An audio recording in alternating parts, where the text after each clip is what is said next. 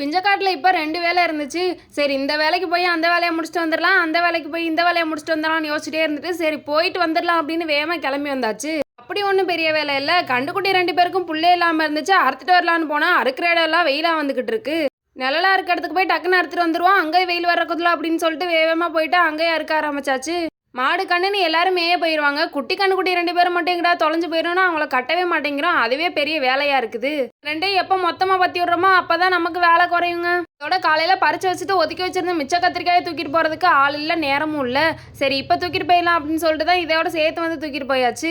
வந்து நம்ம கத்திரிக்காயை இறக்குறோமோ இல்லையோ நம்ம கண்ணுக்குட்டி 2 அப்படியே ஏலம் போட ஆரம்பிச்சிருச்சுங்க. வேமா வந்து அவுத்து விடு அப்படின்னு இருக்கிற கோவத்தெல்லாம் அப்படியே மொத்தமாக இன்னைக்கு என்னமோ என்கிட்ட காமிச்சிக்கிட்டு இருக்கு. உங்களை அவுத்து விடுறதுக்கு ஒரே ஒரு டிக் இருக்குங்க. முன்னாடியே புல்ல போட்டுட்டு அதுக்கப்புறம் கட்ட போனாதாங்க கரெக்டான இடத்துக்கு போவாங்க. இல்லைன்னா ஊரை தாண்டி 1 கிலோமீட்டர் ஓடி போயிடுவாங்க. நிற்கிற இடத்துல புல்ல போடாமல் வெயிலாக இருக்கே பாவம்னு எண்ணெயில் கட்டினது ஏன் தப்பா போச்சுங்க இன்னைக்கு.